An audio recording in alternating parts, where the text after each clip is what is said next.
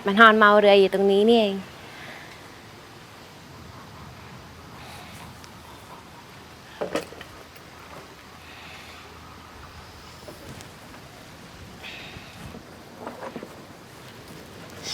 ไม่ต้องลุกได้ไหม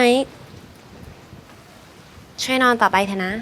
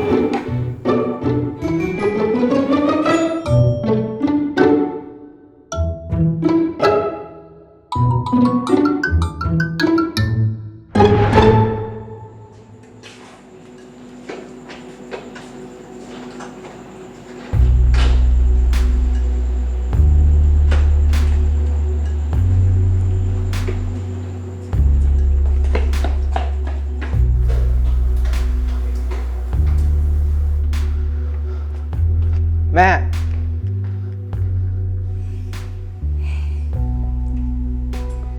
แกจะให้ฉันทำยังไงกับน้องแกดีนี้คะ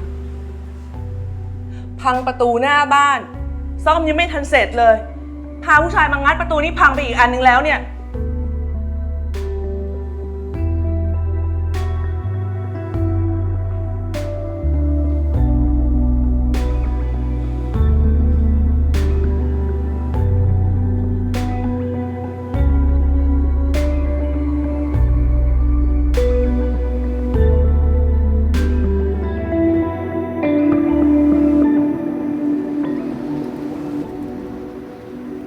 ขอบคุณค่ะ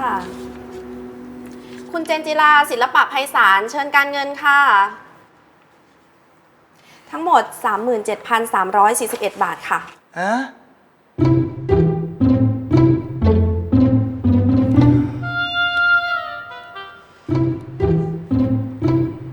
มีค่าอะไรบ้างครับเนี่ยทำไมแพงขนาดนี้ครับค่าห้องฉุกเฉินค่าแพทย์ห้องฉุกเฉินค่าอุปกรณ์การแพทย์ค่าอัลตราซาวด์พร้อมแพทย์เวชและกุมารค่าห้องพัก1 คืนนะคะค่ายากลับบ้านและค่าเบ็ดเตล็ดอีก 1,341 บาทค่ะ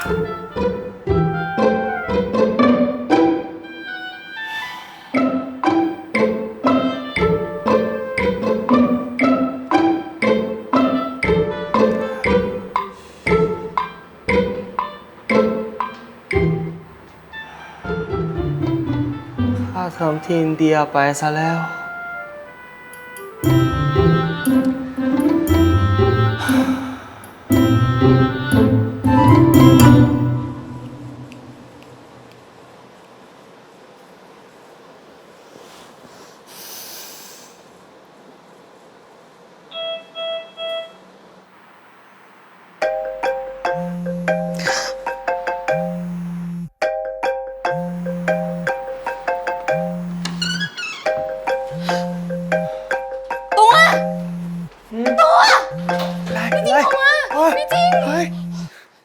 ปิดทีวีปิดเครื่องนี้ด้วยเครื่องนี้มันเป็นไงอะปิดสิปิดปิดแล้วก็เดี๋ยวเขาจะรับสายแล้วนะตัวตั้งสติก่อนรับสายนะรู้แล้วเขามีสติแล้วตัวเงียบเขาจะบอกว่าเขาอยู่บ้านไอ้หลิวมันโอเคนะตอนนี้ไม่มีเสียงอะไรที่ทำให้พี่จริงรู้ว่าเราอยู่โรงพยาบาลแล้วใช่ปะไม่มีโอเคเงียบตัวเงียบนะเงียบโอเคเขาจะรับแล้วนะโอ๊ย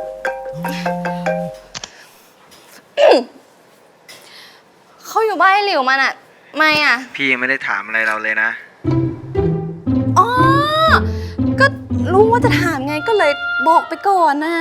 เป็นไรหรือเปล่าเนี่ย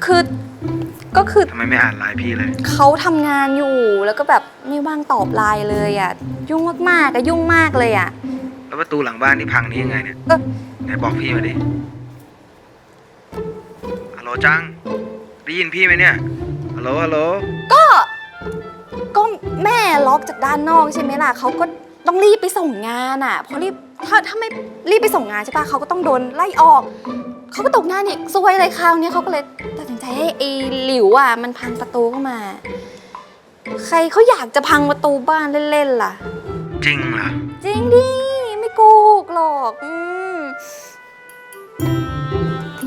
ชัวร์นะ ก็มีอะไรก็พูดกันตรงๆอ่ะก็รู้กันอยู่อ่ะ จัง แต่ที่แม่บอกพี่อ่ะมันเป็นผู้ชายนะ และอีกอย่างหนึ่งอ่ะไอ้หลิวมันจะมีแรงพังประตูขนาดนี้เลยเหรอ นี่พี่จริงก็อย่างกับแม่เห็นนะว่าใครเป็นคนพังประตูบ้านอ่ะ อืมค่ะ ไงก็อย่าเลวไหลแล้วกัน เขาไม่เหลวไหลหรอก นี่เขาอยู่บ้านไอ้หลิวมันจริงๆอ่ะไม่เชื่อจะคุยกับมันไหม ไม่ต้อง แค่นี้นะ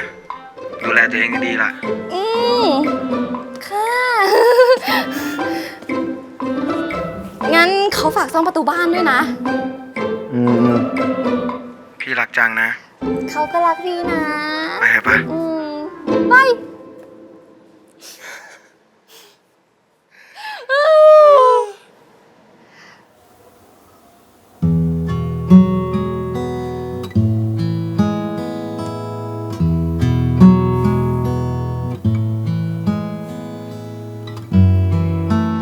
นี่ถ้าพี่จริงรู้นะว่าเขาโกหกคำโตขนาดนี้นะ ความไว้ใจที่ให้มาคงหายเกลี้ยงแน่ๆ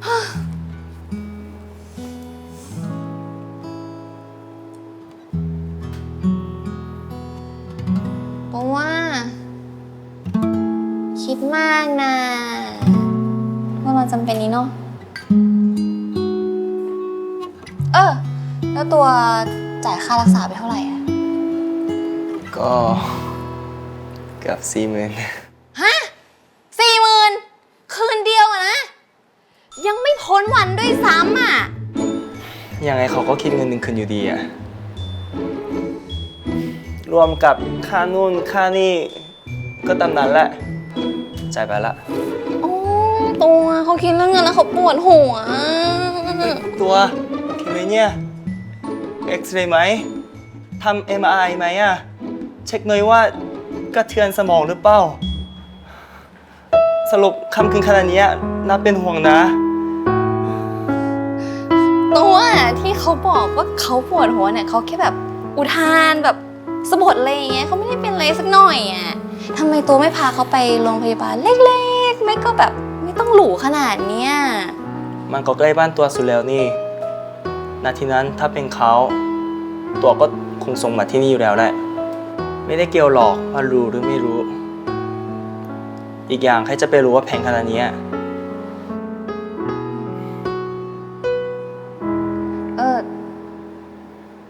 แล้วตัวเอาเงินที่ไหนออกอ่ะ ค่าเทอม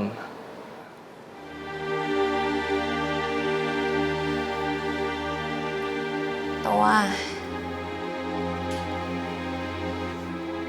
ขอบคุณนะที่ทำเพื่อลูกอ่ะ